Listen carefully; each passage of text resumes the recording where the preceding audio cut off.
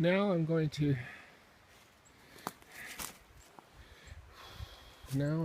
climb up to this ridge. It's quite steep. Sometimes in a video you can't really see how steep things are. You can't really get that perspective, but there's down below. The creek is down further below that ridge of snow there. So I just kind of want to climb up here. And you can tell the kind of tree by the leaves you see. I see a lot of maple, but this one, is that a birch leaf? I don't even know. That one there, birch. Birch maybe. Makes sense. And just looking at the bark, unless I saw an oak leaf, I wouldn't know the difference between an oak and a maple. I've got to get more educated on that. Wow. Oh, I can see the stream right through. Can you see it? Wow. You know, the stream just makes all the difference because it kind of turns it into a more of a living property. Now I'm wondering about the property boundaries because I'm seeing surveyor markers. The property has just recently been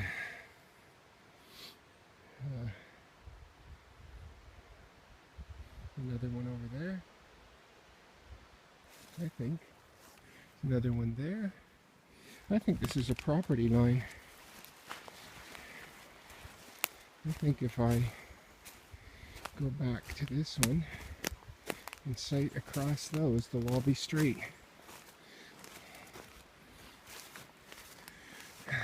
Well, not quite, because I see this one and I see one up there and then there's one over there. So it's not a straight line. Maybe it's just a...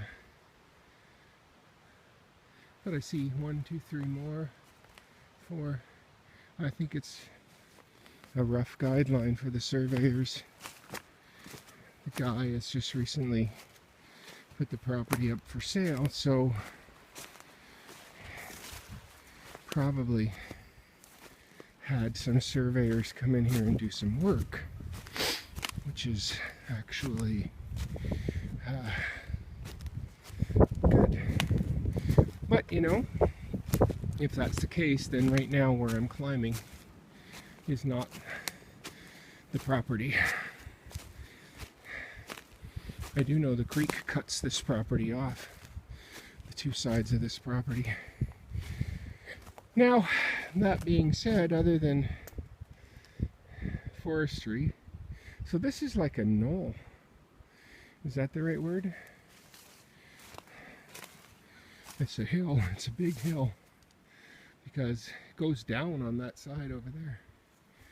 So what I'm thinking is that, oh, and I can even see the creek from here. Just a little glimmer between the two trees. I'm thinking that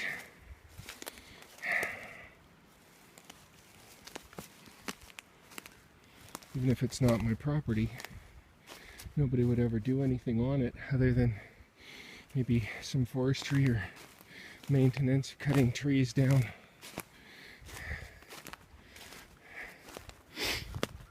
Which would be fine. You don't have to buy it, but you get to look at it. Yeah. It's phenomenal. If you're watching this video after watching the first 3 that I uploaded, first of all, congratulations, and secondly, thank you so much for sharing my enthusiasm for this idea. And this kind of property, you know, there's nothing much better than spring, although it's not spring yet. It's March the 16th or the 18th. Isn't that ridiculous? I don't even know exactly. I wonder what that is, that red. Maybe they painted that red at one time as a marker in this tree. Over here, I think that's fir. What do you think? It's a coniferous tree, but I think it's fir. Spruce? No, it's not spruce. Spruce is actually more like what we call a Christmas tree. I think that's fir, which is fantastic if you can find big enough ones for your beams, for a post and beam structure. If this is the clearing that the realtor recommended, and she said over here where the snow is, nice level spot down by the creek, and then those pieces of tape I saw somewhere, they're not far beyond that. I wouldn't like that. I know I'm contradicting myself because I said nothing would happen, but I wouldn't like it. I just would like a much larger buffer around my house and my property.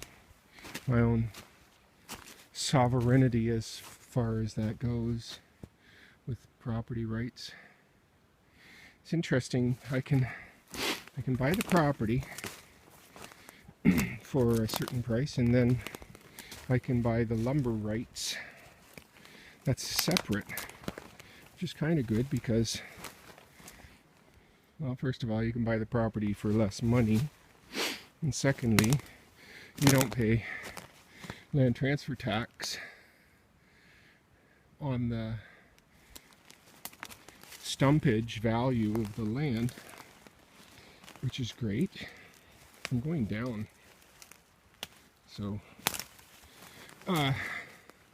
you don't pay stumpage, but I have no way right now of evaluating the value of the stumpage on the land, and if what he's suggesting as a price, you can see the sunlight glistening on the creek, if what he's suggesting going back into the property is a fair market value, because if you pay too much for the standing lumber, stumpage, what they call, then you have to harvest it yourself anyway. What's the difference then if you just save that money and go buy lumber as you need it? Except for one thing, which is you get to control how the lumber is harvested on your property. That's all fresh, fairly young, just coniferous trees there. Very small. There's a whole stand of them. I'm not sure if they were planted. Perhaps, if they were, a good idea to resist erosion on that ledge there. But you know, they're too thick. They're too thick, and they just grow high and thin. They would need to be thinned out. This is the trail. I'll show you going back out to the road in a bit. Going back. So when you come up this roadway, this driveway, you climb quite a bit, and then you come back down here. Come back down. I was thinking, I don't know why this has been dug out here, unless they dug it out to fill this area. That's probably exactly what happened. But you could do a push the house back into that spot and do a partially earth-sheltered building, which is an interesting idea. The house wouldn't even come as far as I am, and you'd still have a bit of a front yard, porch area. I don't think I would want to be building a large house anyway. What I do want is a workshop, though.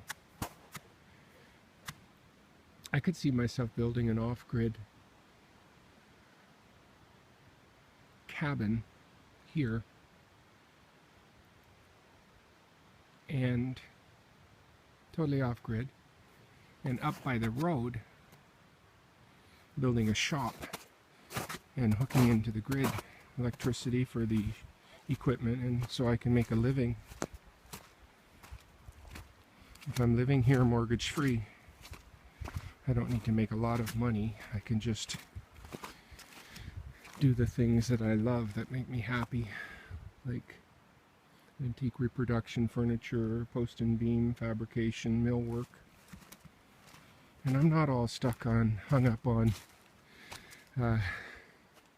traditional methods. I love hand tools and I love the quietness, the peacefulness of it, but if I have a job to do, I'm not afraid to grab a power tool if it's going to save me time, which would make me money. It's a fine balance, because in some cases, if you have the skill to do the job in your hands, you can do it as quickly as a hack would do it with a jig and a machine.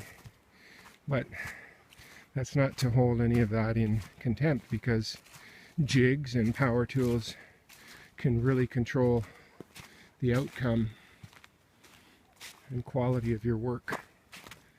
So I would find a balance. I'm going to cut this video off here. If you're interested, I will